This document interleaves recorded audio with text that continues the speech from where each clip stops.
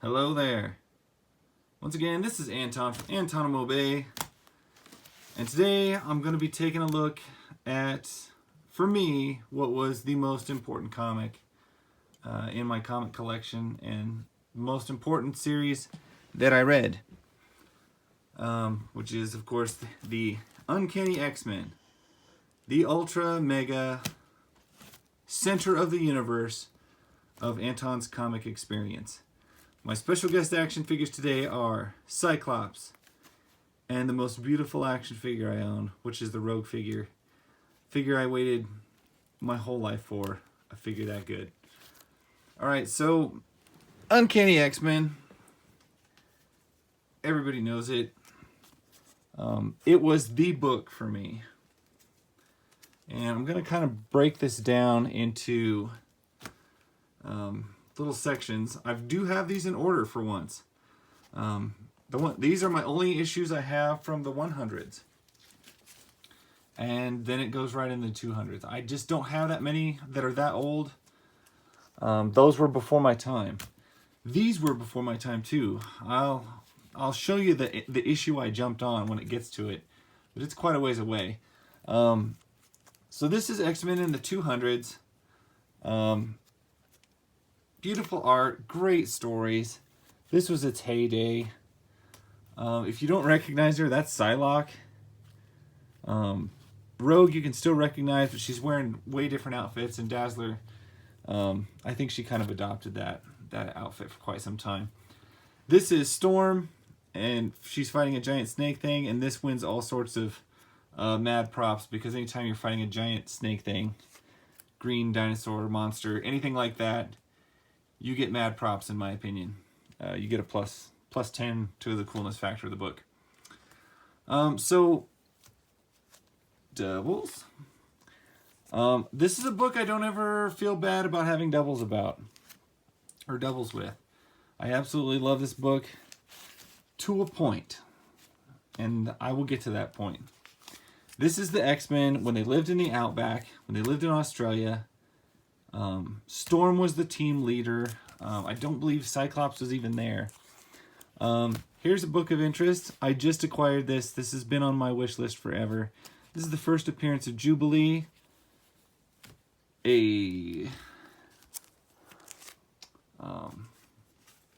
Wolverine. Looking kind of scary there. First appearance of Master Mold, I believe. Anyway, they didn't have Cyclops. They were living in the Outback. Rough life for the X-Men, and probably one of the better times for the character writing in the book.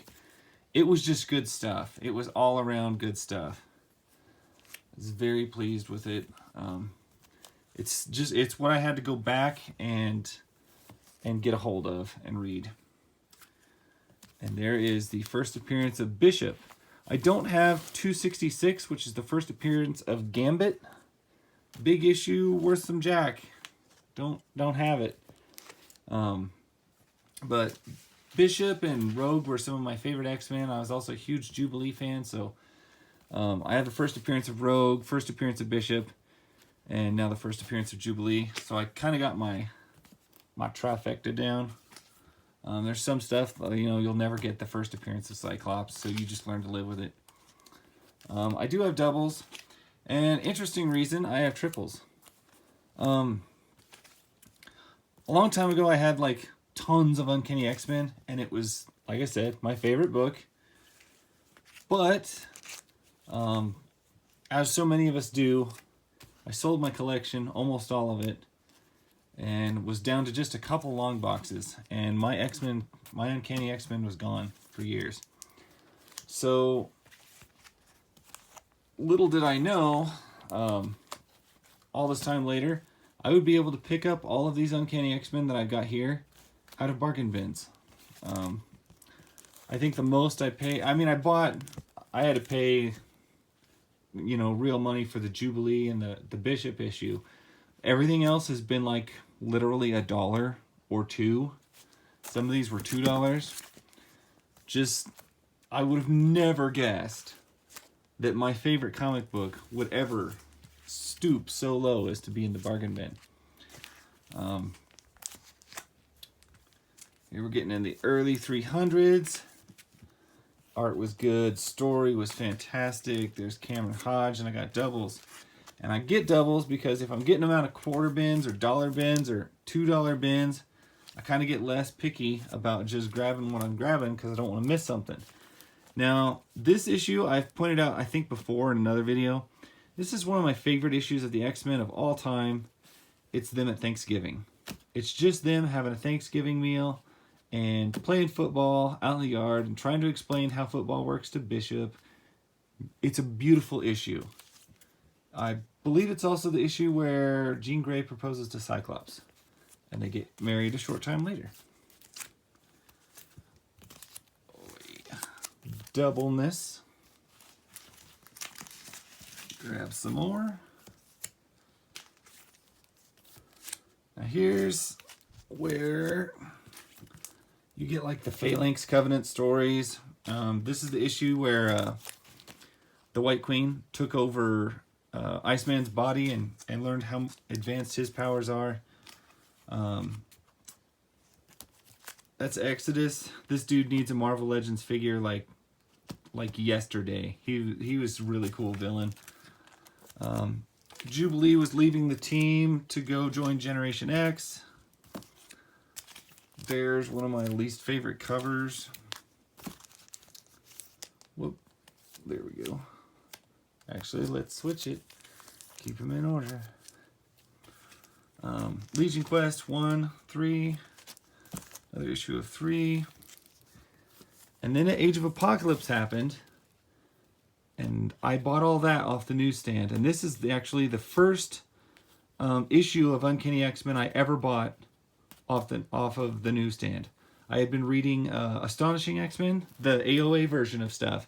And I got this one, and I was thrust into a world that was very backwards and strange. But that's the first issue I got, and that's where I started. And everything else I dug backwards and purchased backwards, and everything else I followed forwards. This is also about the time he showed up here. Let's see. Joe Madureira, I think is how you pronounce his name, Madureira. His run on X-Men was hands down some of my favorite art from the entire series. As you can see, it is gorgeous. Some people aren't a fan of his art style. I am a huge fan. It's got a little bit of anime to it. It's got a lot of I don't know what you call it. I love it. It's great stuff. Absolutely love that guy's work. And it was one of the primary reasons why this book stayed in the top of my purchase list, because it was just fantastic. Absolutely love this guy's everything about how he drew. Onslaught Phase 1, Onslaught Phase 2. I was not a big fan of the Onslaught series or the Onslaught storyline. Just didn't click my boxes. I don't know. I didn't really like it. A couple of those. Now, I really liked the character Maggot. And this is about the time when they started putting World's Greatest Comics on stuff. This is when, for me, Marvel got a little weird. Their paper changed in their book. The books all looked different. They changed a lot of artists. Something changed big time with how they produce stuff. And I just wasn't as crazy about it. And also, I was a big fan of this Maggot character. And he kind of just went nowhere. They just kind of, I don't even remember what happened to him. They just seemed to have scrapped him. And by this point, it was getting harder for me to justify shelling out the money to keep up with these titles all the time. I just wasn't that crazy about them anymore. I did keep up with them. They just weren't as awesome as they used to be. Now our prices started creeping up. $2.25. And then we hit a wall. Because then we started getting into these storylines. About $3.99, about $400. where the book just, for me, was damn near unreadable. I couldn't stand it. A lot of my favorite characters were gone. She-Hulk banged the Juggernaut in one of these issues. Cyclops had some sort of weird affair on Jean Grey with Emma Frost.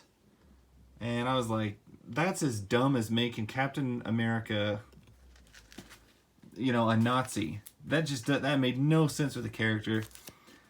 It was getting just stupid. Nightcrawler renounced his faith or some crap like that. I can't remember what all went down. Juggernaut joined the team, which, hello, he's like the most famous criminal in the whole world. And now he's on your team. This doesn't, I don't know. It just seems stupid to me. And I even like the Juggernaut. I'm a big fan. But he's not X-Men material. Anyway, I had phased out by this point.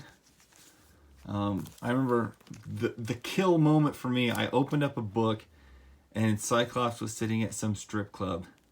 And I was like, what the hell is this? This is not my X-Men.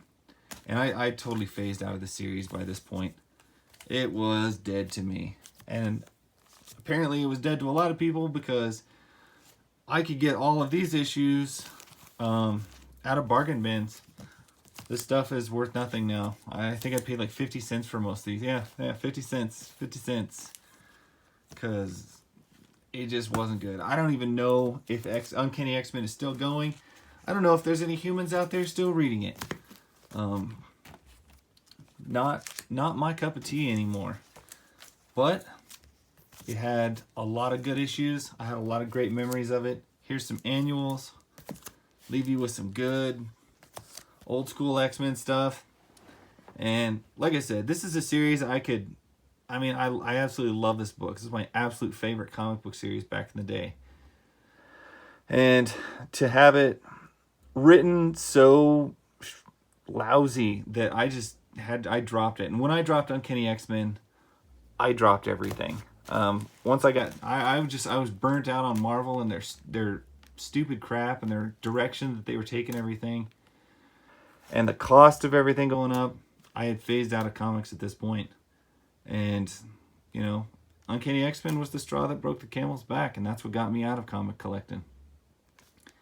All this time later, I can look back and I can kind of tolerate this stuff, kind of tolerate some of the directions they took and kind of see why they did it.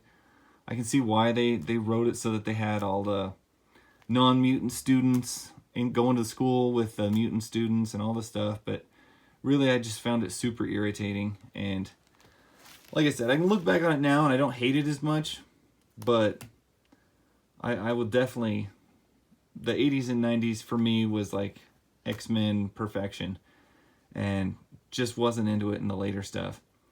And like I said, apparently not a lot of people were, because so much of it had been in bargain bins that I can just dig out of for nothing. Anyway, that's my story. That was my favorite comic. I've probably got books I like better now. And this is just a collection I've rebuilt after having, you know, from scratch. I've rebuilt these from scratch over the last couple of years. And that's what I got. Thank you for watching. That's my story, and I'll catch you guys later.